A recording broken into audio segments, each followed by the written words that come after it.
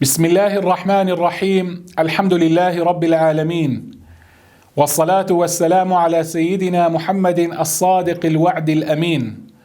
اللهم لا علم لنا إلا ما علمتنا إنك أنت العليم الحكيم.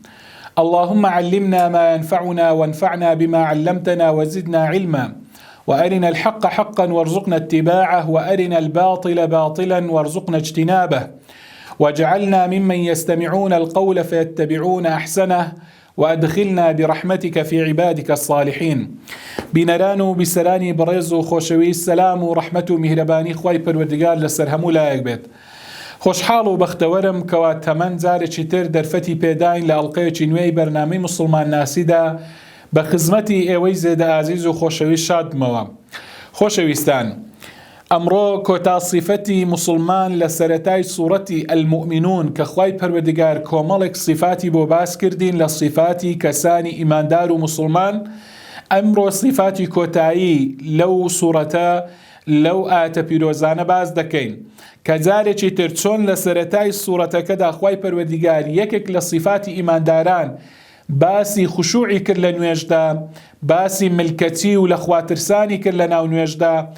امرو كجاري تر صفاتي ايمان داران لا لسرتاي او صورتا دقريته وسر مسألة نويجو بپاراستني نويج كوتاي بيديني كواتا يكك لصفاتي ايمان داران لصفاتي مروفي مسلمان بريتيا لپاراستني نويجكاني والذين هم على صلواتهم يحافظون. واتيكك لصفاتي ايمان داران ومسلمانان اويا كپارێزگاری لە نوێژەکانیان دەکەن. بەڵێ خۆشەویستان، ئێمە خۆم هەمومان دەزانین کە ئەرکانەکانی ئیسلام بریتین لە وشەی شەهادە کە پێغەمبەر عەلەیهی السەڵاتو وەسەلام دەفەرمێ بونیە الئیسلام عەلا خەمسین، ئیسلام لەسەر پێنج پایە بنیاتنراوە. پایەکانی ئیسلام دەفەرمێ شەهادەتو ئەن لا ئیلاهە ئیلا الله وئەنە محەممەدە ڕەسوول الله. پایە یەکەمیان بریتیە لە وشەی شەهادە کە بڵێ ئەشهەدو ئەن لا ئیلاهە ئیلا الله وئەنە محەممەدە ڕەسوول الله. و هەروەها پایەی دووەمیان دەفەرمێ و ئیقامی الصەلات کردنی نوێژە، و سێمیان ئیتائی الزەکات دانی زەکاتە، و هەروەها والحەج کردنی حەج، و پێنجەمیان و سەومی ڕەمەضان بە ڕۆژبوونی مانجی ڕەمەزان. خۆشەویستان، ئەم پێنج پایانە ئەم پێنج ڕوکنانە لە ئەرکانەکانی ئیسلام طبعا ئەگەر تەماشەی پایەی یەکەمیان بکەین وشەی شەهادە یعنی یەک جار لە تەمەنماندا پێویستە بیڵێین، تەنها لە تەمەندا یەک جار بیڵێ، ئەمە گوتنەکەی واجبە. ڕۆژوو ئەگەر تەماشاکەین لە نوێژدا ڕۆژوو لە نەخۆشیدا ئەگەر مرۆڤ نەخۆش بێتن و لە سەفەر بێتن لەسەر ئینسان لا دەچیتن ڕۆژوو لەو دوو حاڵەتانەدا. و حەج ئەگەر تەماشاکە ئەگەر مرۆڤ نەخۆش بی یاخود هەژار بیت و پارەی نەبێتن توانای نەبێتن لەسەری نابێتن. بەڵێ خۆشەویستان، ڕۆژوو لەسەر مرۆڤ لا دەچێت، حەج لەوانەیە لا دەچێت بەهۆی نەخۆشی، بەهۆی ڕێگری، بەهۆی نەبوونی توانا و هەژاری. و هەروەها زەکات لەسەر مرۆڤی فەقیر و هەژار نییە، لا دەچێتن. وەکو گوتمان یعنی وشەی شەهادە گوتنی یەک جار لە تەمەن پێویستە و بەردەوام نییە. کەواتە ئەو فەرزە کامەیە و ئەو ڕوکنە کامەیە کە بەردەوام قەت وەکو دەڵێن لا ناچیتن لەسەر مرۆڤ و دەبی بەردەوام بیکەی و بەردەوام جێبەجێی بکەی. ئەمە کامەیە بێگومان بریتیە لە نوێژ. خۆشەویستان، کۆڵەگەی ئاینە وەکو پێغەمبەری خوا عەلەیهی السەڵاتو وەسەلام ئاماژەی پێدەکاتن بریتیە لە عامودی دین، لە کۆڵەگەی ئاین، لە ستوندەکەی دین. کەواتە هەر کەسێک ئەو کۆڵەگەیە ڕابگرێتن ئەوە دینی ڕاگرتووە، ئەوەی کە لای باتن خوا نەخواستە ئەوە دینی هەمووی بەسەر یەکدا ڕووخاوە.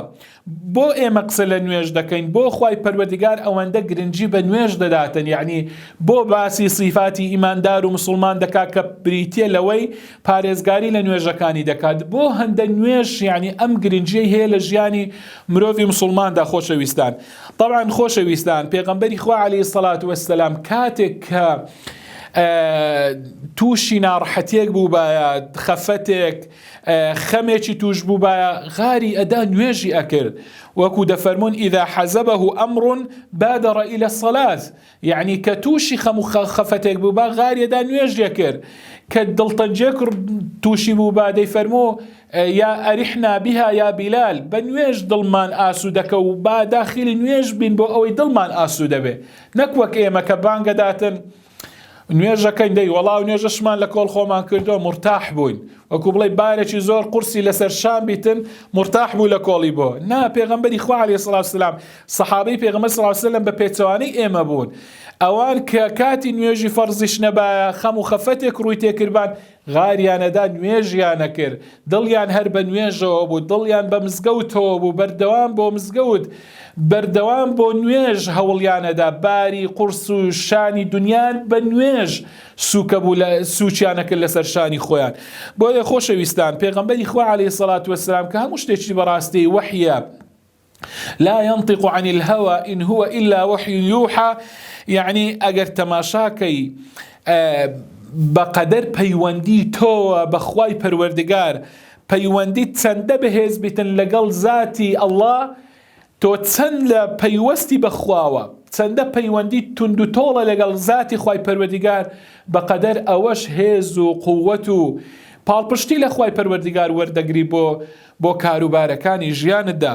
بۆیە یعنی ئەگەر دەتەوێت ڕەحمەتت بەسەردا بارێ، ئەگەر دەتەوێتن دڵت ئاسوودە بێ، ئەگەر دەتەوێت بەهێز بی بەرامبەر ناخۆشیەکان، پێویستە پەیوەندیت بەهێز بیتن لەگەڵ خوای پەروەردگار، پێویستە لە خوای پەروەردگار عەدل و دادپەروەری لەوەوە داوا بکەی و بۆت بێتن پەیوەندی تونند و تۆڵکە لەگەڵ خوای پەروەردگار.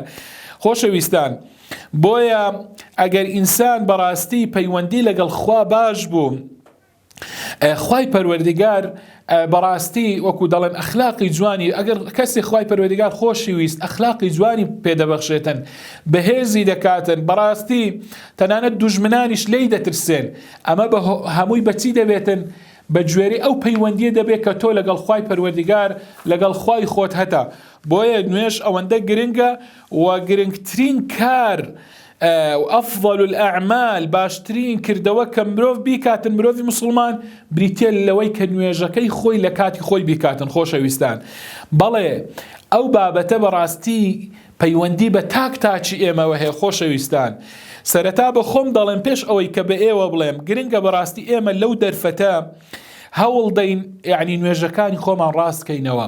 ئەگەر تا ئێستا نوێژەکانمان لە کاتی خۆمان نەکردێ، هەوڵ دەین لەمە دووە بە تایبەتی لەو دەرفەتەدا لە ڕەمەزاندا هەوڵ دەین نوێژەکانمان لە کاتی خۆیان بکەین. خۆشەویستان، چونکە بەڕاستی هەوڵ دەین ئەرچنە بێتن، وەکو لە یەکەم ئەڵقە باسی خوشوعمان کرد، ملکەتی لە نوێژەکانی خۆماندا بتوانین جێبەجێ بکەین، بۆ ئەوەی خوای پەروەردگار کاتێک دەفەرمێ ئین الصلاة كانت على المؤمنين كتابا موقوتا، نوێژ کاتێکی دیاریکراوی بۆ دانراوە، محددە. طبعا ژیانی مرۆڤی مسلمان هەمووی تەوقیتە، نوێژەکانمان فێری پاراستنی کاتمانەکەن، هەمووی تەوقیتی دیاریکراوی هەیە، ڕۆژ و تەماشاکەی دیارە، مانگێکە، کاتەکەی دیارە لە ساڵدا.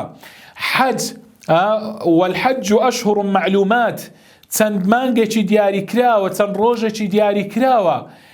یعنی هەموو عیبادات و پەرستشەکانی مرۆڤ فێری پاراستنی کاتمان دەکەن، فێری تەوقیتمان دەکەن.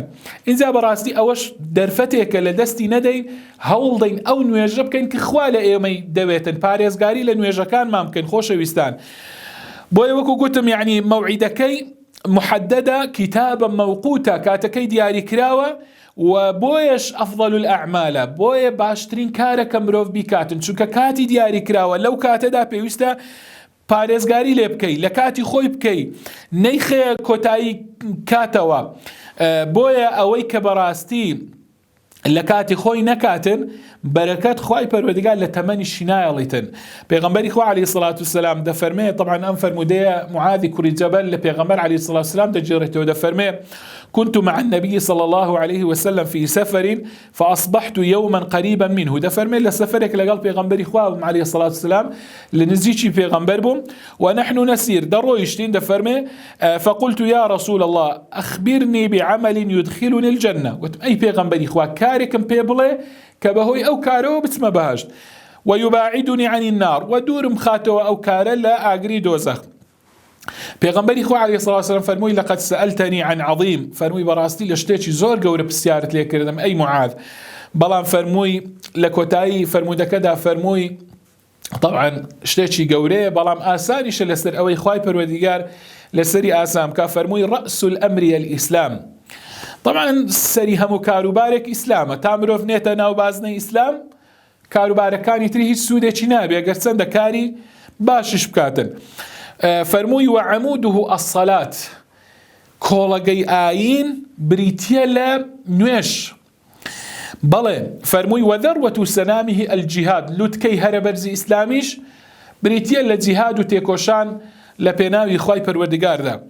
خوشويستان يعني قضية كما قرت ماشي أم فرموده بكين كأوي براستي بيويستا مروفي مسلمان بي والسرقال بيتن يعني يكم يعني قتمان إسلاما وعامودكي فرموي ستونكو كولغكي بريتيلا نويش كواتا. يعني پیغمبر عليه الصلاة والسلام كاتك وصفي نويش دكاتن بعماد الدين بكولغي آين تو بين برتساوي خوت خيوتك خيميك خيوتك قورا يعني خيوتك بازني بيتن بين برتساوي خوت أو خيوتا بازنەیە تەنها یەک کۆڵەگەی لە ژێر دابیتن بەهۆی ئەو کۆڵەگەیەوە بەرزکرابیتەوە ئەم خیوەتەیە.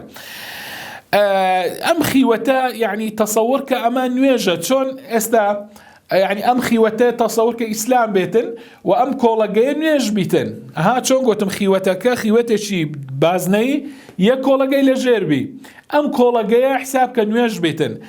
اینجا ئەگەر بەڕاستی یعنی وەزیفەی ئەم کۆڵەگەیە بالضبط وەکو نوێژ وایە بۆ ئیسلام. نوێژ چۆن ئەم کۆڵەگەیە بۆ ئەو خیوەتە چۆنە نوێژیش بۆ ئیسلام ئابۆ شێوێ لای ببەی خیوەتەکە دەکەویتە خوارەوە. ئەگەر تۆش نوێژ نەکەی بەڕاستی ئیسلامەکەت هەمووی دەڕوخێت و هیچ سوودی بۆت نابێتن.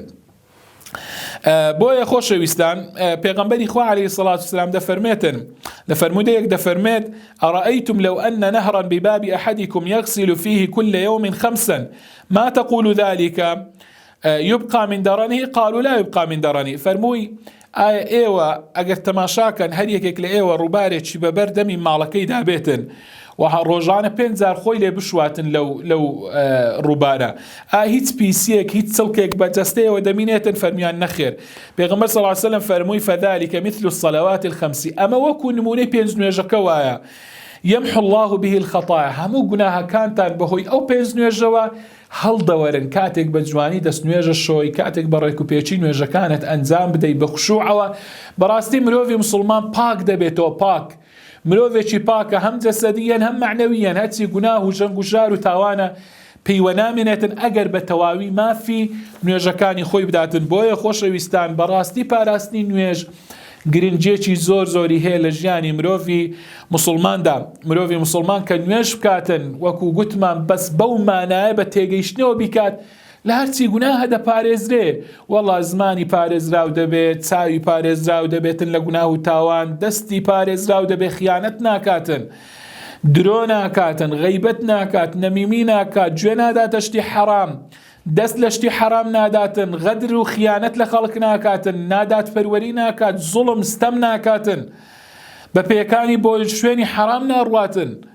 یعنی ئەگەر مرۆڤێکی مسلمان بە تەواوی لە نوێژ بگا لە هەموو ئەو شتانە دەپارێزرێ. بۆیە ئیسلام ئەوەندە گرنگی بە نوێژ دەدا.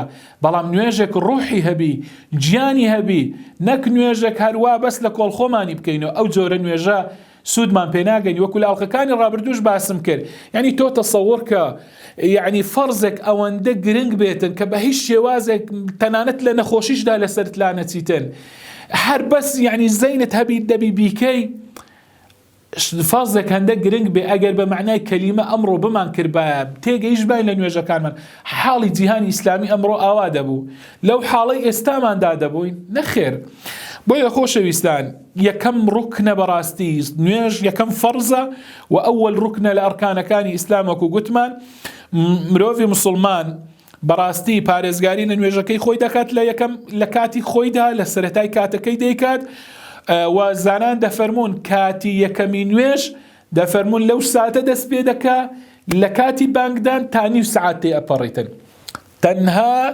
بانگ تا نیو سعات نیو کاتژمێر تێپەڕیتن لە سەرەتای کاتەکە نوێژەکە تێپەڕی یعنی ئەوەی کە پێغەمبەر صلی الله علیه وسلم جەختی لەسەر دەکاتەوە و قورئان کە دەفەرمێتن إن الصلاة كانت على المؤمنين كتابا موقوتا وأفضل الأعمال إلى الله الصلاة على وقتها باشترين كار أوين نوێژ لە سەرەتای کاتی خۆی بکەی ئەوەیە لە نیو سعاتی یەکەم لە کاتی بانگدانەوە کە نیو سعاتەکە نوێژەکەت لە خلالی ئەو نیو سعاتە کرد ئەوە پارێزگاریت لە نوێژ کردووە لە خلالی ئەو نیو سعاتە نوێژەکەت نەکرد پارێزگاریت لە نوێژەکەت نەکردووە ئەوە بزانە بۆیە خۆشەویستان پیغمبری خوا عليه الصلاة والسلام دفرمي الصلوات الخمس والجمعة إلى الجمعة ورمضان إلى رمضان مكفرات ما بينهن إذا اجتنب الكبائر بەڵێ هەندێک گوناهان کە خوای پەروەردگار لە مرۆڤ خۆش دەبێت هەندێک گوناهان بە نوێژێک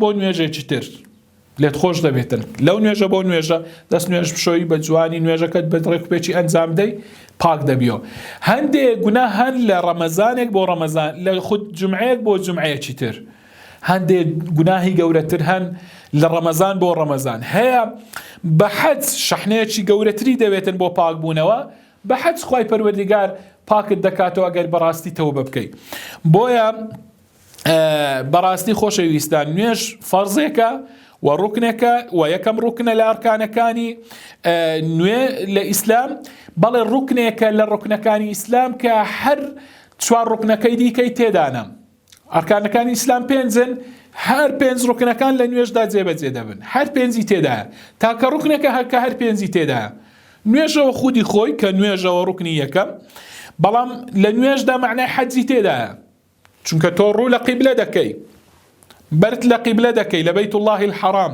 مانای حەجی تێدایە لە نوێژ مانای ڕۆژووی تێدایە لە نوێژدا خواردن خواردنەوە قسەکردن ئەوەی حرامە ناخۆیەوە لە نوێژدا بەڵێ کە هێشتا یعنی زیاترە لە ڕۆژوگرتن مانایەکەی زۆر زیاترە ئەگەر تەماشای تەنانەت حرەکە و جوڵەش حرامە لە ناو نوێژدا ئەمەشیان ناکەی کەواتە زۆر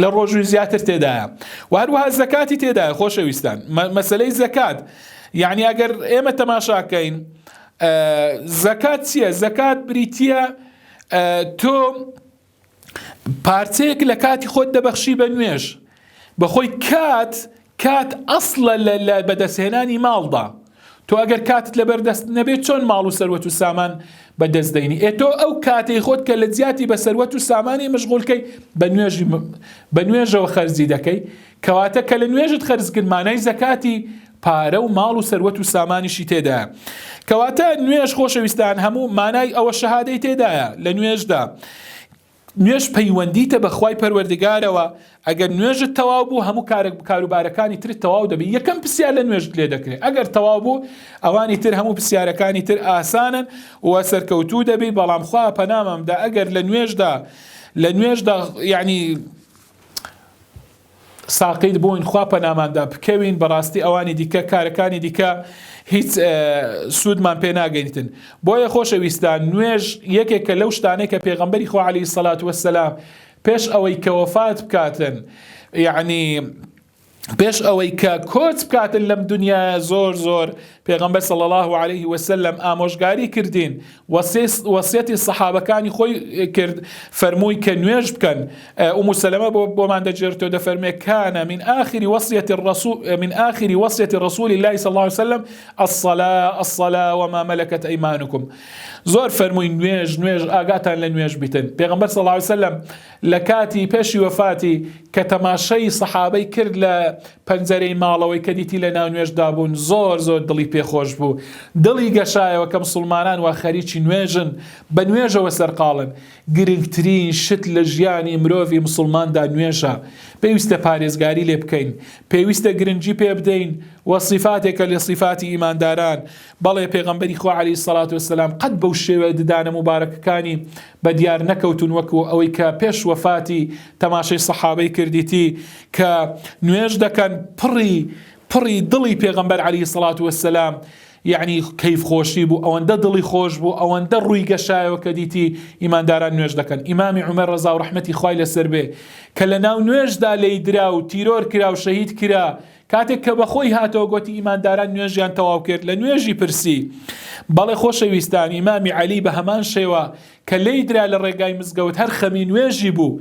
پێشینانی ئێمە پێغەمبەرمان عەلەیهی سەڵات وەسەلام، خەلیفە ڕاشیدینەکانمان، پیاوچاکان هەموو خەمی نوێژیان بوو، زۆربەیان لە ناو نوێژدا گەیشتونەتەوە بە خوای پەروەردگار. بۆیە ئەگەر دەمانەوێتن سەربەرزی دنیا و قیامەت بین، ئەگەر دەمانەوێتن پەیوەندیمان لەگەڵ خوای پەروەردگار بەهێز بیتن، پەیوەندیەکانمان بەهێز بی، خوای پەروەردگار بە عیزەتمان کا، پێمان ببەخشێتن، خوای پەروەردگار سەربەرز و سەرفرازمان کاتن، دەوڵەمەندی دنیا و قیامەتمان کاتن، بەختەوەرمان کاتن، بەختەوەری دنیا و قیامەتمان کا. پێویستە گرنگی بە نوێژەکانمان بدەین، پێویستە نوێژەکانمان لە کاتی خۆیدا جێبەجێ بکەین بۆ ئەوەی سەربەرز و سەرفراز بین. لە خوای پەروەردگار داواکارم کە سەربەرزی دنیا و قیامەتمان بکە، وامان لێ بکا کە بتوانین پارێزگاری لە نوێژەکانمان بکەین، وامان لێ بکاتن کە خۆمان بڕازێنینەوە بەو صیفاتانە کە خوای پەروەردگار وەصفی ئیمانداران و مسلمانانی پێدەکا، و خوای پەروەردگار لە مسلمانانی ڕاستەقینە حسابمان بکە. أقول قولي هذا واستغفر الله لي ولكم، والسلام عليكم ورحمة الله وبركاته.